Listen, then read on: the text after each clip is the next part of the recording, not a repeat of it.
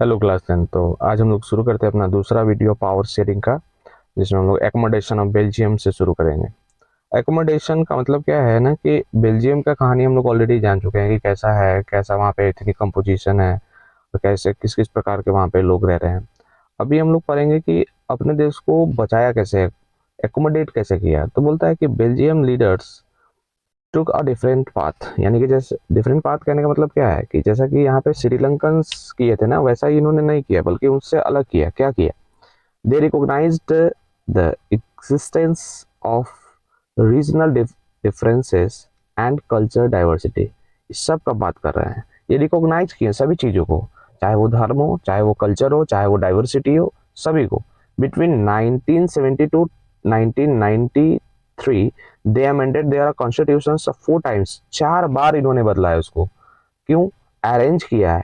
Arrangement that would enable everyone to live together within the same country, ताकि इस देश में रहने वाले यानी बेल्जियम में रहने वाले सभी लोग शांति में ढंग से और अच्छे तरीके से रह सके। The arrangement they work out is a different form of any other country and is a very innovative. अच्छा, ये जो था ना, ये एक इनोवेटिव तरीका था। ऐसा इससे पहले लगभग बहुत सारे देशों में ऐसा देखने को ज़्यादातर मिला नहीं था, जैसा इन्होंने एकमोडेट किया अपने आप को। कहता है आगे कि here are some of the elements of the Belgium models. Belgian models क्या हैं, यानी क्या क्या सुधार हुआ है ना, उनके बारे में बात करेंगे।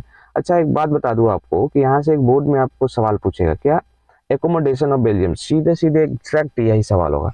आपको बताना है कि इसमें एकोमोडेट क्या किया बेल्जियम, क्या अपने आप में सुधारा है या क्या सुधार हुआ है। तो यहाँ पे जो पॉइंट्स आपको दिख रहे हैं ना, ये जो पॉइंट्स, एक एक पॉइंट यहाँ पे, ये जो पॉइंट है, यहाँ पॉइंट है, यहाँ पॉइंट है, ये सारे पॉइंट्स जो है एक एक करके आपको यहाँ पे ध्यान रखना है।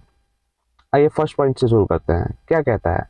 कहता है कि constitution prescribe that the number of Dutch, बोलता है कि number of Dutch and French speaking minister shall be equal in central government, यानी सेंटर का जो गवर्नमेंट होगा वहां पे इक्वल होंगे मिनिस्टर्स, किसके? डच के भी और फ्रेंच के भी। ठीक है। Some of the special requires, कहता है कि the support of majority of members from each linguistic group, thus no single community can make decision unilaterally, यानी कि कोई भी कम्युनिटी, यानी कि ना ही फ्रेंच वाले अकेले कोई भी फैसला ले सकते हैं और ना ही डच वाले अकेले कोई भी फैसला ले सकते हैं। आपको कंसर्न करना पड़ेगा, आपको लेना पड़ेगा साथ किसका? एक दूसरे कम्युनिटी का। मैंने कि बिना किसी से पूछे हुए, या किसी से क्या मतलब, डच फ्रेंच के बिना कुछ नहीं कर सकता और फ्रेंच डच के बिना कुछ नहीं कर सकता है, ऐसा है यहाँ पे नियम।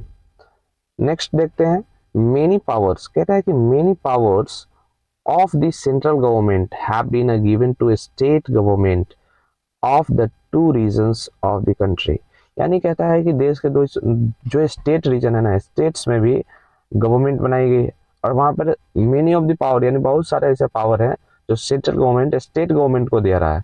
और यहाँ पे एक और बात लिखा हुआ है कि the state governments are not subordinate. ये जो वर्ड है ना, ये बहुत इंपॉर्टेंट है। कहता है कि सब ऑर्डिनेट नहीं है सेंट्रल गवर्नमेंट का, यानी कि जो सेंट्रल गवर्नमेंट कहेगा वो स्टेट गवर्नमेंट को मानना ही है, ऐसा जरूरी नहीं है, और ऐसा किसी भी तरह का वहां पे दबाव भी नहीं है, सब ऑर्डिनेशन वाला बात नहीं है। नेक्स्ट पॉइंट कहता है, नेक्स्ट पॉइंट कहता है कि Brussels has a separate government. कहता है ब्रुसेल्स का अपना सेपरेट गवर्नमेंट है, इन विच अब both communities have a equal representation.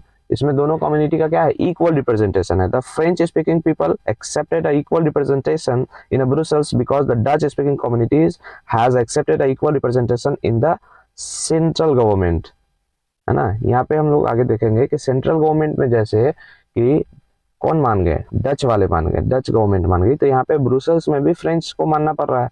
यहाँ भी क्या होगा? इक्वल रिप्रेजेंटेशन होगा। जैसा कि हम लोग देखे सेंट्रल गवर्नमेंट में इक्वल रिप्रेजेंटेशन है, वैसा ही कहाँ पे इक्वल रिप्रेजेंटेशन होगा? ये हमारे ब्रुसेल्स में भी। क्यों? क्योंकि दोनों जगह अपना अपना कम्युनिटी, एक मेजोरिटी में और एक माइनॉरिटी में, तो दोनों लोग मान लिए हैं, एक सेंट्रल गवर्नमेंट में मान गए और एक अपना जो ब्रुसेल्स है उसके लिए जो गवर्नमेंट बना वहाँ पे इक्वलिटी का मांग करी कि यहाँ भी इक्वल रिप्रेजेंटेशन होगा डच और फ्रेंच का। कहता है apart from the central and state government there is a third kind of government, यानी कि सेंट्रल और स्टेट गवर्नमेंट के अलावा एक और टाइप का गवर्नमेंट है, दिस कम्युनिटी गवर्नमेंट, यानी कि इसका नाम क्या है, कम्युनिटी गवर्नमेंट। कम्युनिटी गवर्नमेंट का क्या काम है भाई, is elected by the people belonging one language community, यानी कि डच वाले अपने मिनिस्टर चुनेंगे, फ्रेंच अपने और जर्मन स्पीकिंग अपने मिनिस्टर चुनेंगे, no matters where they live, चाहे वो कहीं भी रहते हो, चाहे वो किसी भी रीजन में रहते हो, लेकिन वो अपने लिए अपने नेता चुनेंगे। This government has the power regarding, ये सबसे इंपॉर्टेंट है, इनको पावर दिया गया किसके रिगार्डिंग, कल्चर के regarding, educational cultural educational regarding and language related issue के लिए, किसके लिए, लैंग्वेज रिलेटेड इशू के लिए, ये इंपॉर्टेंट लाइन बन जाता है। और यहाँ से एमसीक्यू भी बोर्ड पूछता है, और वहाँ पे यही ऑप्शन में दे देगा कोई भी ऑप्शन, कल्चरल एजुकेशनल या फिर लैंग्वेज रिलेटेड इशू। अगर आप एक बार गौर से एनसीईआरटी पढ़ते हैं ना, तो आपका एमसीक्यू तो कम से कम नहीं गलत होगा, तो इस बात का ध्यान रखेंगे। और जब भी हम लोग पढ़ेंगे तो साथ में बुक जरूर रखेंगे, और वहाँ पे जो भी इंपॉर्टेंट होगा उसको अंडरलाइन या हाईलाइट जरूर करना है, ताकि अगर आप बाद में भी पढ़े तो समझ में आए कि हाँ ये चीज़ इंपॉर्टेंट है। कहते हैं you might find the Belgium models a very complicated, आप देखिए कि बेल्जियम का जो मॉडल था ये बहुत ज़्यादा कॉम्प्लिकेटेड है, जटिल है, it ended is a very complicated, है ना, even for the people living in Belgium, यहाँ तक कि जो लोग वहाँ पे रह रहे हैं ना उनके लिए भी कॉम्प्लिकेटेड है, but this arrangement have worked well so far, लेकिन ये लंबे समय पे अच्छा काम करेगा, क्यों, they help to avoid a civic strife between the two major communities and a possible divisions of the country on a linguistic lines। कहता है कि ये इसलिए जरूरी है ना कि ये दो देश को बंटने से रोक रहा है, यहाँ पे दो कम्युनिटी के बीच जो टेंशन क्रिएट होने वाला है उससे रोक रहा है, यहाँ की जो सिविल वॉर होता है उससे भी रोक रहा है। यहाँ हम लोग देखें श्रीलंका वाले केस में क्या हुआ, एक मेजोरिटी में है और दूसरा माइनॉरिटी में है, और मेजोरिटी के लोग यानी सिन्हाला लोग अपना सुपरमेसी दिखाए हैं, इसलिए श्रीलंका में सिविल वॉर हुआ है। जबकि इसी का उल्टा बेल्जियम यहाँ पे अपने देश को बचाने के लिए क्या कर रहा है, पावर को डिवाइड कर रहा है। अच्छा देखिए 1970 से और 1993 के बीच 23 वर्षों में लगभग 4 बार यानी 4 टाइम आपको कॉन्स्टिट्यूशन में बदलाव किए गए हैं, किस लिए, ताकि देश को अच्छे तरीके से चलाया जा सके, ताकि देश में हर एक लोग अच्छे से रह सके, कोई किसी से किसी प्रकार का दिक्कत ना हो, इसके लिए। अच्छा एक और बात देखिए, यहाँ पे फर्स्ट मॉडल ऑफ बेल्जियम में क्या बोला कि इक्वल रिप्रेजेंटेशन होगा सेंट्रल गवर्नमेंट में मिनिस्टर्स का, फिर सेकंड में क्या बोला कि स्टेट्स के पास भी पावर रहेंगे, थर्ड में बोला कि ब्रुसेल्स के अंदर सेपरेट गवर्नमेंट रहेगा और उसमें भी इक्वल रिप्रेजेंटेशन देखने को मिलेगा। और क्यों इक्वल रिप्रेजेंटेशन देखने को मिलेगा, क्योंकि डच वाले लोग सेंट्रल गवर्नमेंट में इक्वल रिप्रेजेंटेशन के लिए मान गए हैं। इसके अलावे एक और गवर्नमेंट बनाया जो कि फोर्थ पॉइंट में लिखा हुआ है, कम्युनिटी गवर्नमेंट, जो कि educational related issue, cultural related issue और लैंग्वेज रिलेटेड इशू के लिए लॉज बनाएंगे ताकि देश अच्छे से चल सके। When many countries of Europe come together to form the European Union, Brussels was chosen the headquarter। देखिए ब्रुसेल्स को क्या चुना गया है एज अ हेडक्वार्टर, यहाँ इसका पिक्चर दिया हुआ है। ये यूरोप के बहुत सारे देश आपस में आए और यूनाइट होकर यूरोपियन यूनियन का गठन करते हैं, और उसका जो हेडक्वार्टर है वो ब्रुसेल्स में चुना जाता है। देखिए ब्रुसेल्स का कितना बड़ा इम्पैक्ट, बेल्जियम का कितना बड़ा इम्पैक्ट पड़ा है पूरे यूरोप में, जबकि ये अगर वर्ल्ड मैप देखें ना तो बहुत छोटा सा देश दिखेगा आपको। आइए आगे देखते हैं हम लोग। कहता है कि what do we learn from this two stories of Belgium and Sri, क्या हम लोग सीखे हैं ये दोनों स्टोरीज से। बोथ आर दी डेमोक्रेसीज, दोनों जगह क्या है, डेमोक्रेसी है, yet they dealt with the questions of power sharing differently. हाँ दोनों जगह डिफरेंटली पावर शेयरिंग हो रहा है।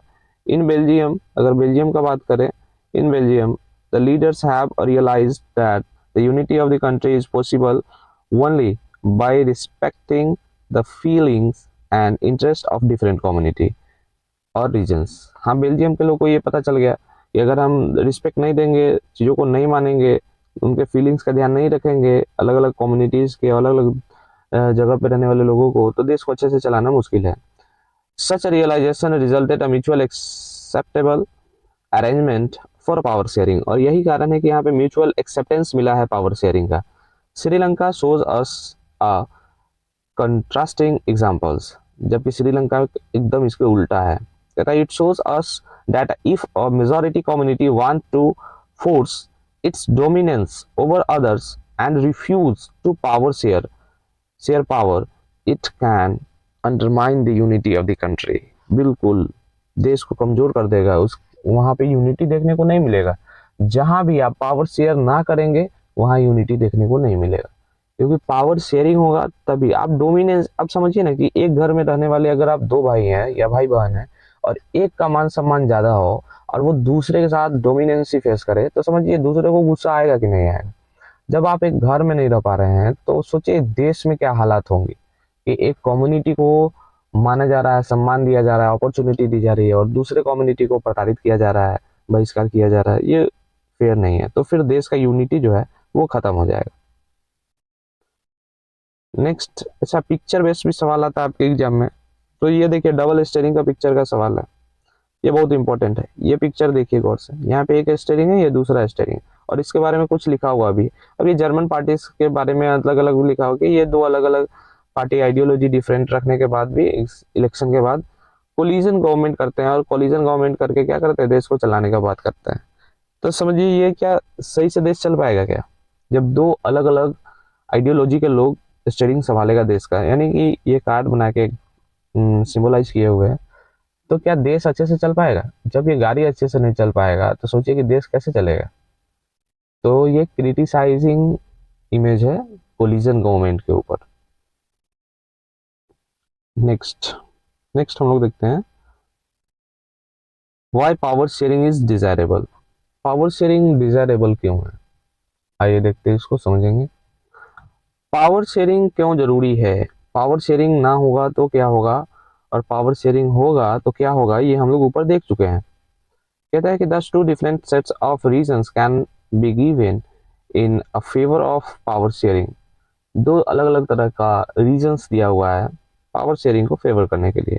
देखिए यहाँ पे फर्स्टली शुरू हो रहा है। Firstly power sharing is a good because it helps to reduce the possibility of conflict between a social group. Power sharing line एकदम इंपॉर्टेंट है और वेरी वेरी इंपॉर्टेंट है इस चैप्टर को लेकर। कि आपसे यही पूछेगा कि पावर शेयरिंग क्यों जरूरत है, पावर शेयरिंग से क्या होगा। देखिए यहीं पे इसका आंसर है। पावर शेयरिंग अच्छा है क्योंकि ये मदद करता है देश में किसी भी तरह का कन्फ्लिक्ट रोकने के लिए, यानी देश में किसी भी तरह का कन्फ्लिक्ट ना हो इसके लिए। कहते हैं since a social conflict often led to a violence, क्या होता है, वायलेंस होती है, पॉलिटिकल इनस्टेबिलिटी आ जाती है, राजनीति जो है अच्छे से नहीं चल पाता है। Power sharing is good way to ensure stability. Power sharing जरूरी है किस चीज के लिए, पॉलिटिकल ऑर्डर के स्टेबिलिटी के लिए। imposing the will of majority community over the others may look like an attractive options in the short run। कहता है कि मेजोरिटी जो कम्युनिटी है उसका माइनॉरिटी के ऊपर वर्चस्व होना ये छोटे समय के लिए तो अच्छा दिखता है, लेकिन अगर देश को लंबे समय तक बात करें, but in the long run it undermine the unity of the nation. ये देश को कमजोर कर देता है, देश के अंदर जो एकता है उसको रोक देता है, यानी एकता को होने नहीं, यूनिटी तो होने ही नहीं देगा। आपस में टकराव शुरू हो जाएंगे, बात विवाद बढ़ने लगेगा। एक टाइम ऐसा आएगा कि एक कम्युनिटी दूसरे कम्युनिटी को देखना तक पसंद नहीं करेगा और फिर शुरू होगा सिविल वॉर। और सिविल वॉर में क्या होता है आपको इस बात का ज्ञान होगा, और नहीं होगा तो आप ऊपर एक एक जगह लिखा हुआ है, आप देखिएगा यहाँ पे इस पेज में सिविल वॉर के बारे में। क्या होता है सिविल वॉर? कहता है civil war a violent conflict between opposing groups within the country. देश के अंदर ही दो अलग अलग कम्युनिटी लड़ने लगे, become so intense that the appear like the war. और ये कैसा दिखेगा, एक वॉर के जैसा दिखेगा। आगे देखिए, the tiny of the majority is not just oppressive for the majority, it's often affected a majority adversely as well। कहता है कि ये जो देश है ना, देश के लिए मेजॉरिटी का होना और मेजॉरिटी का कहता है कि मेजॉरिटी तो कहीं ना कहीं मेजॉरिटी माइनॉरिटी होंगी ही, देश में अलग अलग जगह है। तो कहता है कि देखिए कि इसमें जो मेजॉरिटी का रूल है ना, वो अक्सर ऐसा नहीं कि माइनॉरिटी लोग के ऊपर ही जो अत्याचार हो रहा है उससे दिक्कत है, केवल माइनॉरिटी को ही दिक्कत है, ऐसा नहीं है, बल्कि इसका प्रभाव मेजॉरिटी के ऊपर भी पड़ता है। एक टाइम के बाद कॉन्फ्लिक्ट होगा तो उसमें ऐसा नहीं है कि केवल माइनॉरिटी के लोग मरेंगे, वहां पे मेजॉरिटी के लोग भी मरेंगे। कहता है कि नेक्स्ट सेकेंड, दूसरा कारण पढ़ेंगे हम लोग, डीपर रीजन है पावर शेयरिंग का। सेकेंड रीजन कहता है कि the deeper reasons why power sharing is good for a democracy. क्यों पावर शेयरिंग जरूरी है डेमोक्रेसी के लिए? कहता है power sharing is the spirit, very spirit of the democracy. कहता है कि ये पावर शेयरिंग जो है ना डेमोक्रेसी का आत्मा जैसा है। अगर पावर शेयरिंग है मतलब डेमोक्रेसी है तो वहाँ पावर शेयरिंग होगा ही होगा। कहता है a democratic rule involves a sharing of power with in those affected by its exercise and who have to live with its effect. People have their right to consult on how they are to be governed. यानी power sharing होना यानी कहाँ पे आप जहाँ रह रहे हैं वहाँ पे कैसे पावर शेयरिंग हो रहा है, इस बात का आपके जीवन पे क्या इफेक्ट पड़ रहा है, आप उससे किस तरीके से प्रभावित हो रहे हैं, या फिर आप के ऊपर जो ना इफेक्ट क्या हो रहा है उन चीज़ों का। इसके अलावा आप ये भी आपके पास अधिकार होने चाहिए कि आपके ऊपर जो गवर्नमेंट रूल कर रही है यानी गवर्न कर रही है वो कैसे कर रही है या कैसे उसको करना चाहिए। कहता है a legitimate government is one where a citizens. कहता है कि जो एक वैदिक सरकार होता है ना यानी वैध सरकार है वो वेयर कहता है one where a citizens through participations acquire a stake in the system. यानी वहाँ पे लोगों का हिस्सेदारी होता है डिसीजन मेकिंग में या फिर गवर्नमेंट में, और वहाँ पे मिलजुल कर निर्णय लिया जाता है कि देश के लिए क्या होगा। और सिस्टम में यानी कि देश के गवर्नमेंट में आम आदमी का रोल प्ले होता है वहाँ पे कि वो क्या करेगा, कैसे करेगा, वहाँ किस तरीके से चीज़ें चल रही हैं वो सबको जानेगा। Let us call the first set of reason prudential and second moral. यानी जो फर्स्ट सेट ऑफ रीजन जो पढ़े हैं वो प्रूडेंशियल रीजन था, और जो सेकेंड जो हम अभी पढ़े हैं वो उसको मोरल रीजन बोला जा रहा है। कहता है while prudential reasons stress that a power sharing will bring out better outcomes। यानी अगर प्रूडेंशियल को मानेंगे ना तो हमारा बेटर आउटकम्स निकल के आएगा पावर शेयरिंग का। अब मोरल रीजंस को अगर देखें emphasise the very act of the power sharing is valuable. यानी अगर मोरल रीजन को मानेंगे पावर शेयरिंग में तो वो पावर शेयरिंग और देश को बहुत बेहतर बनाएगा, यानी उसको बेहतर की ओर ले जाएगा। नेक्स्ट और आखिरी टॉपिक है हम लोग का इसके बाद, जो कि आपको देखने को मिलेगा forms of power sharing. Forms of power sharing, अच्छा फॉर्म्स ऑफ पावर शेयरिंग इसी वीडियो में हम लोग चाहें तो पढ़ सकते हैं, लेकिन क्योंकि फॉर्म्स ऑफ पावर शेयरिंग को ना समझना बहुत ज़्यादा ज़रूरी है और ये फॉर्म्स आप क्लास 9th में आप पढ़े भी होंगे, वर्किंग ऑफ इंस्टीट्यूशन वहाँ से भी रिलेट करेगा ये टॉपिक। तो इसको बेहतर रूप से समझने के लिए इसको सेपरेट वीडियो में अगर हम लोग समझें सेपरेट क्लास में तो ज़्यादा बेहतर है। उम्मीद है अभी तक समझ में आया होगा। अगर समझ में आया है तो एक बार अपने जो भी दोस्त हैं या फिर जो भी आपके क्लासमेट्स हैं जहाँ तक भी हो सके वहाँ तक इस वीडियो को शेयर करें ताकि उनको बेहतर फ़ायदा हो सके और वो भी इस क्लास को देख सकें।